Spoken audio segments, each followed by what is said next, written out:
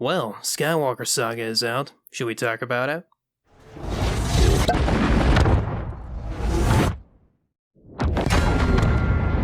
Nope, we're gonna talk about Obi-Wan. About a month too late, it seems. Well, better late than never, I suppose.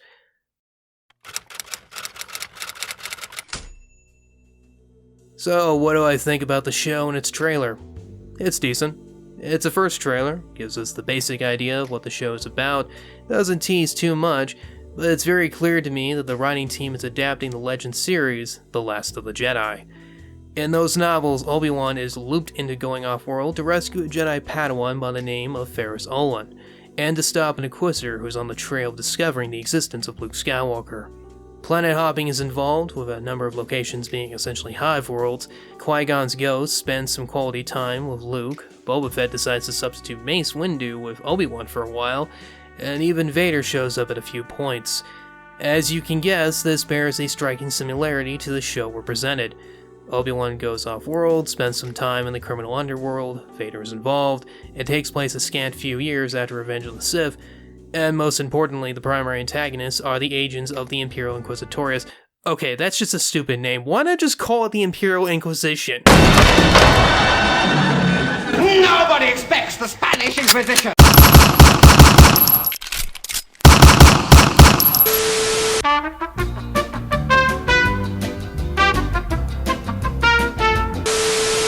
Anyhow, Inquisitors are the primary threat Obi-Wan has to deal with, and that may be the show's biggest problem.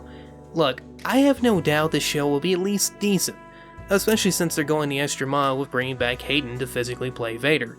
But the Inquisitors present a serious problem because, well, for lack of a better term, they suck. Oh sure, the Inquisitors are intimidating, sometimes, and are pretty effective villains when they're fighting Padawans. That's the issue. The Inquisitors only really present a threat when the heroes are sufficiently underpowered for them to deal with.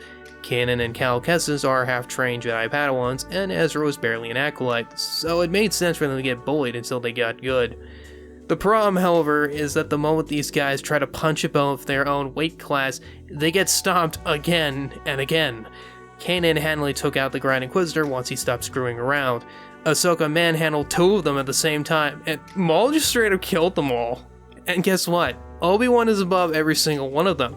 This is the guy who made Vader play defensively. He is so above these chumps that he could probably take them all on and Kurosawa their helicopter spinning asses.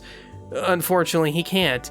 With the exception of these two ladies, all the other Inquisitors have plot armor and cannot be killed. As a result, the Riders are in something of a pickle with really only four options. The first is that they ignore Rebels' depiction and actually make them something of a threat. This would fit in better with the source material, as the Inquisitors of Legends genuinely were something to fear. Jarek and his bunch from Dark Forces could genuinely put up a serious fight against Obi-Wan.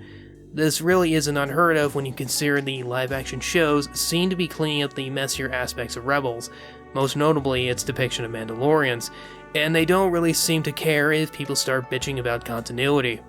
The second, however, is that they nerf Obi-Wan and effectively make him lose to opponents that he really should have no trouble dealing with. I kind of doubt this, as Lucasfilm seems to be wary of pissing off the fandom by pulling another Jake Skywalker. However, I don't really put it past them to do it out of just sheer incompetence and pieing for social credit. You forgot the first rule of mass media. Give the people what they want!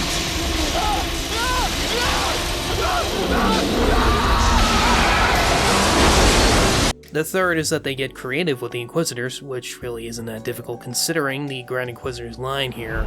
Jedi cannot help what they are. Their compassion leaves a trail. Jedi genuinely want to do good, even at their darkest points, which is what makes them such relatable characters. It is also their weakness, and I could easily see the Inquisitors exploiting that. I don't know, maybe threatening to crack a dam or something at an orphanage? Target the planet of widows and orphans! You fiend! There he is! I knew that would get him. The fourth is that they do nothing, and we're left with incredibly unsatisfying villains, which isn't anything new. If Rebels put the image of competent stormtroopers into the coffin, Mandalorian firmly hammered it home and buried it in the desert somewhere. Imperials in almost all depictions of Disney Star Wars are incompetent fools who cannot even land a lucky hit on our heroes. I say almost because Rogue One and Solo exist, and those guys were decent at their jobs. Unfortunately, considering that a showdown between Vader and Obi-Wan may or may not happen, it really wouldn't surprise me if this happened just so they can overuse Vader again. Seriously, it's a really bad sign this guy has to constantly show up to clean up the mess that other villains shouldn't be making. Will any of this happen? I don't know. And that's the problem. We are in such an uncertain time where quality is not an easy thing to predict, and arguably the fandom is in a worse position because of that unpredictability. Don't. Don't what? Don't give me hope. I give it a half chance of being good and maybe even retroactively fixing some things, in spite of all I just said. After all, it's often not the ending that matters, but the journey it takes to get there. There is a man inside this vessel who is something far worse than anyone here has ever encountered. Hold your breath. Should you survive this day, it is one you will remember for the rest of your lives. Do not underestimate the importance of such a thing. Hold your breath.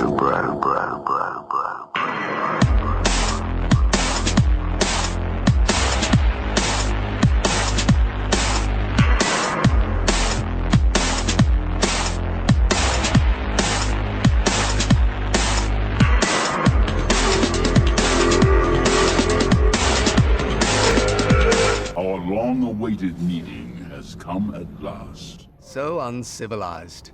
Oh, I hate you.